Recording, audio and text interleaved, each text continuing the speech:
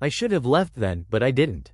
Des Moines' worst-kept secret was the crumbling building on Elm Street. The one with the vacant store below my apartment, where you could hear the creaks and groans of the ancient structure as if it were alive. And now, I'm stuck here, trying to make a new life for myself. I moved in 3 weeks ago, hoping to escape the memories that haunted me in Chicago. The city still felt like a trap, but at least here, I had a fresh start. Well, sort of. You see, my first night in this apartment was different. It was as if the building itself was warning me something was amiss. I woke up to footsteps outside my bedroom door around 3 a.m. I'm talking deliberate, heavy footfalls. They stopped right outside my room, and I could feel eyes on me, even though I knew I was alone. That's when it hit me. This place is messed up. I tried to shake it off as a one-time thing, but the sound echoed in my mind like a ticking time bomb. The next day, I went about my routine, trying to push the weirdness aside. Work was fine, I guess. My new coworkers seemed nice enough, but there's something about Des Moines that makes you feel like everyone's watching your every move. Maybe it's the way the sunlight hits the buildings just so, casting long shadows that seem to stretch and twist. Anyway, I got home from work, and that's when things started to get really off. The smell of mildew wafted through my apartment, making my stomach turn. At first, I thought it was just the building being its usual creepy self, but then I noticed something else. My furniture seemed slightly askew, like someone had recently moved it. Now, I know what you're thinking. Maybe I'm just being paranoid. But trust me, this place has a way of making you feel uneasy. Like, have you ever walked down the hallway and suddenly felt like you were being pulled in the opposite direction? Yeah, that's Des Moines all right. It's like the city itself is playing some kind of twisted game with your perception. That was when I started to doubt myself. Maybe I'm just not cut out for this whole new life thing. Maybe I should have stuck with my old routine in Chicago, no matter how toxic it was. But I don't know, something kept me here, even as the feeling of being watched grew more intense. Last night, I was getting ready for bed when I noticed my reflection staring back at me from the mirror. At first, everything seemed normal, but then, and this is going to sound crazy, my reflection started to move on its own. It's like it was trying to get my attention or something. Now, I'm no expert, but I've seen some weird stuff in my time, and this took the cake. I tried to brush it off as exhaustion or maybe even some kind of sleep paralysis, but deep down, I knew something was wrong.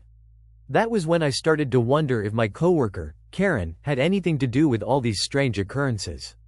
We've been working together for a few weeks now, and at first, everything seemed fine. But then I noticed her looking at me, funny. You know that feeling when someone's staring at you, but you're not sure why? Yeah, it was like that. And don't even get me started on our conversations.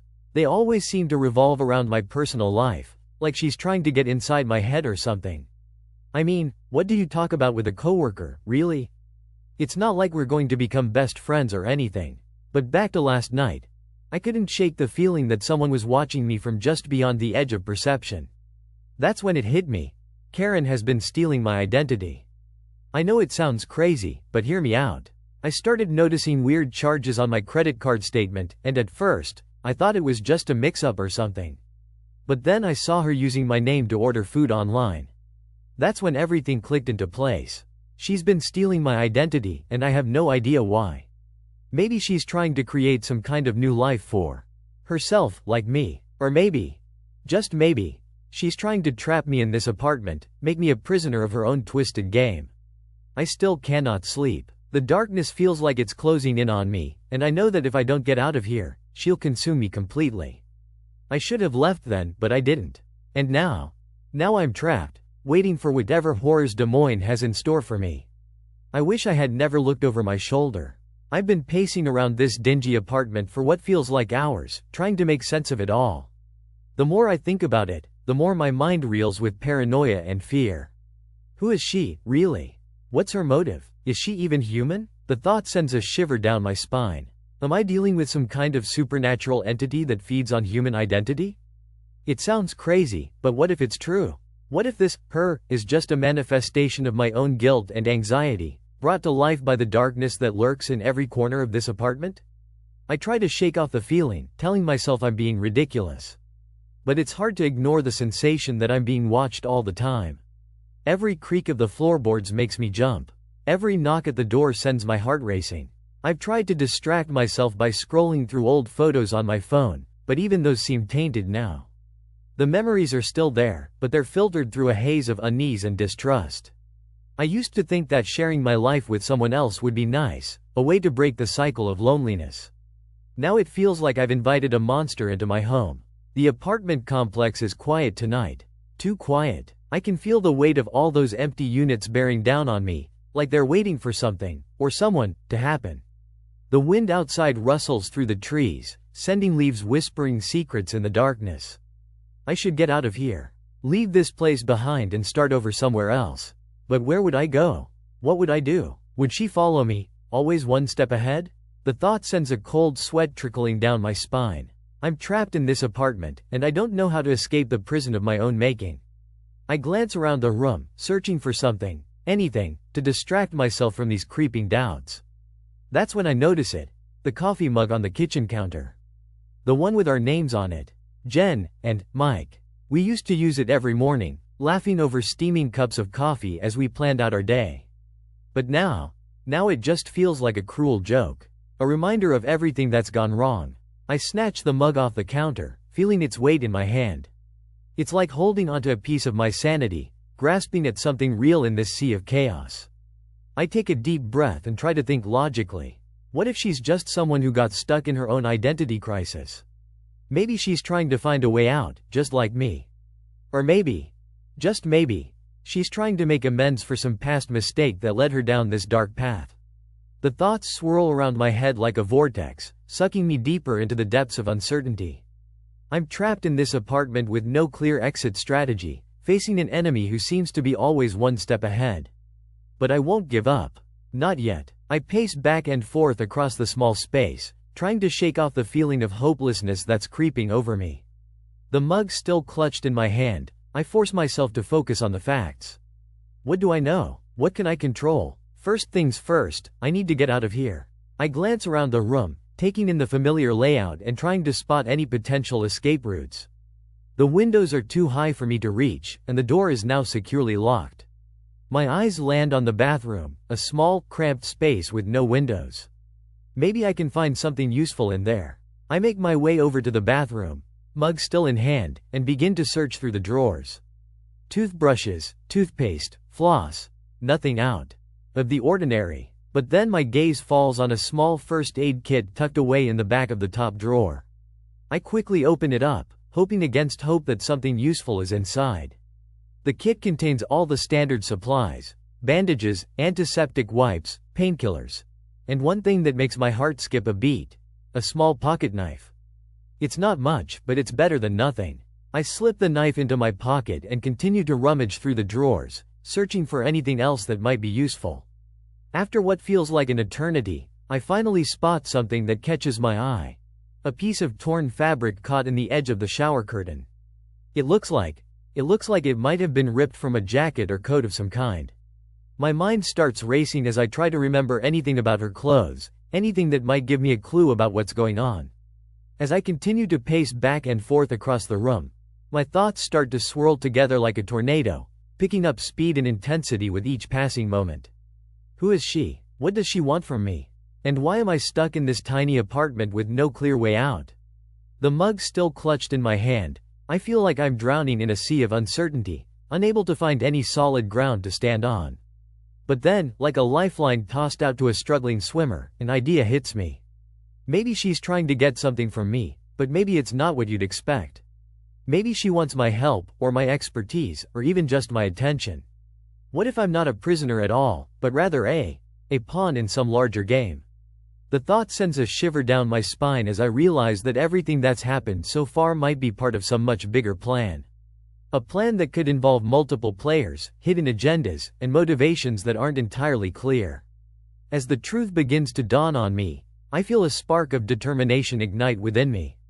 If I'm just a pawn in someone else's game, then it's time for me to start thinking like a player. Time to start playing by my own rules. With newfound resolve, I take another deep breath and begin to survey the room once more, this time with a critical eye.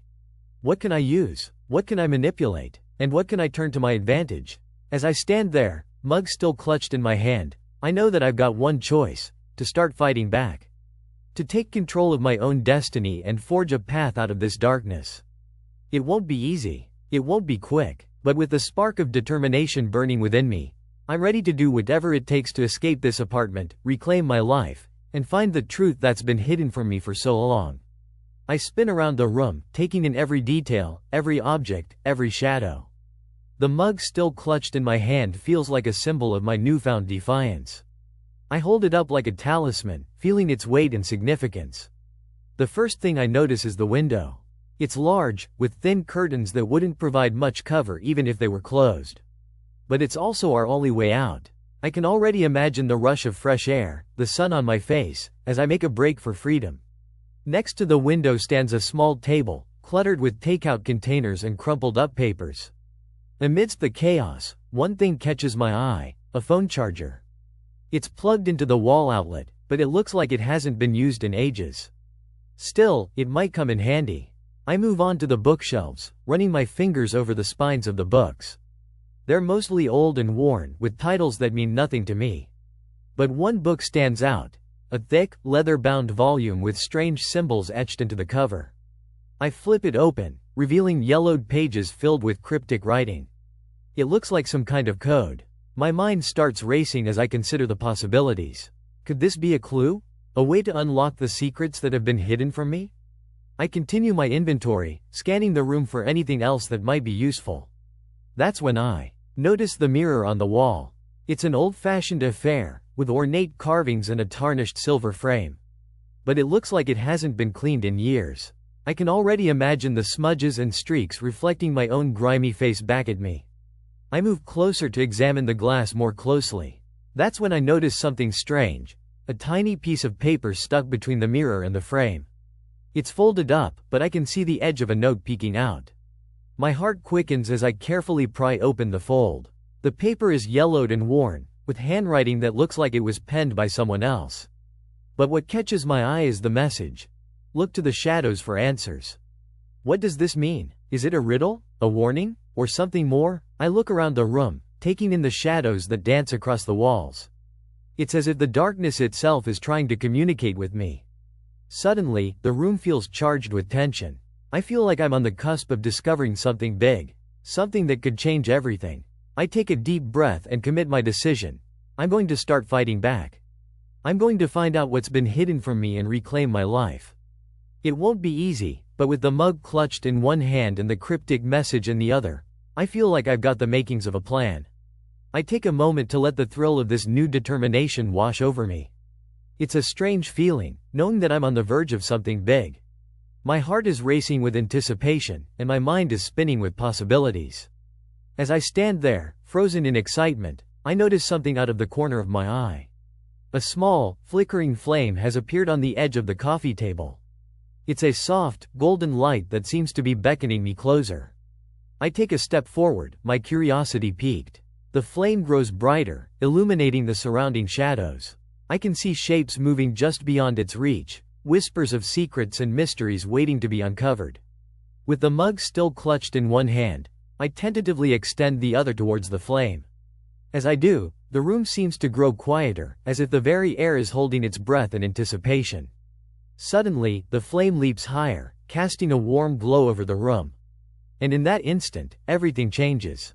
The shadows on the walls begin to take shape, figures and silhouettes emerging from the darkness like specters. They're vague at first, but as I watch, they coalesce into recognizable forms. Faces, bodies, and limbs start to solidify, as if conjured from the very fabric of reality. I feel a shiver run down my spine as I take in the surreal scene before me. These shadowy apparitions seem to be watching me, their eyes glinting with an otherworldly intelligence. One figure in particular catches my attention. A woman with long, flowing hair and eyes that burn like hot coals. She's standing just beyond the reach of the flame, her gaze locked onto mine. I feel a jolt of recognition. This is someone I know. Someone from my past. As I stand there, frozen in wonder, the woman begins to move closer. Her form grows more defined, and I can see the lines of her face etched with concern. She's trying to tell me something, but what? The flame on the coffee table continues to dance, casting an eerie glow over the room. The shadows seem to be deepening, taking on a life of their own. And then, in a flash of insight, it hits me. This woman is my mother.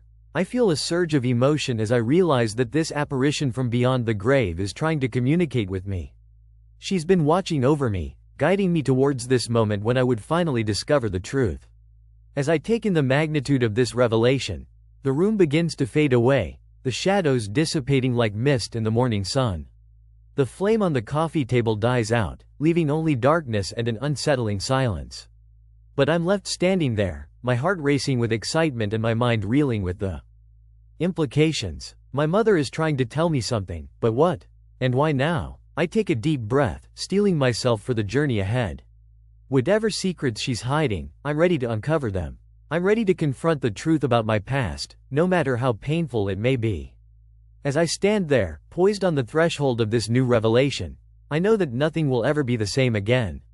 The world has shifted, and I'm now standing at the edge of a precipice, staring into an abyss that promises to reveal secrets both ancient and true. I take another step forward, my footfalls echoing through the silent room like gunshots. My mother's eyes, once bright with purpose, now seem dimmed, as if the flame of life within her is flickering out. I feel a pang of trepidation, but it's too late to turn back now. "Mom?" I whisper, my voice barely audible over the pounding in my chest. "What do you want me to know?" Her gaze drifts up to mine, and for an instant, I think I see a glimmer of something like longing or regret there. Then, her eyes cloud over again, and she speaks in a voice that's little more than a sigh. "The truth," she says, the word barely audible. "You need to know the truth." I nod, my heart racing with anticipation. What could she possibly be talking about? The secrets I've always sensed were hiding just beneath the surface of our family's history? What is it? I press her, my eyes locked onto hers in a desperate bid for answers. Her gaze drifts away from mine, and she begins to speak in a voice that's barely above a whisper. "Your father, he wasn't who you thought he was." I feel like I've been punched in the gut. What does she mean? My father was always there for me, always present, always loving. "What are you saying?" I demand, my voice rising in protest. She shakes her head, a small, sad smile playing on her lips. "He wasn't your real father." I feel like I've been hit with a freight train. What does she mean? Who is my real father? How could you not tell me this before? I ask, the words spilling out of me in a torrent of emotions. Her eyes drop, and for an instant, I think I see tears welling up within them.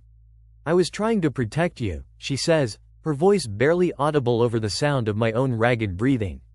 "Protect me from what? From who?" The questions swirl through my mind like a maelstrom, threatening to consume me whole. I feel like I'm drowning in a sea of uncertainty, with no lifeline to cling to. But then, something snaps within me. I realize that I need answers, all the answers. And if that means ripping open old wounds and confronting secrets I'd rather not know, then so be it. I take another step forward, my eyes locked onto hers in a fierce bid for truth. "Tell me," I demand.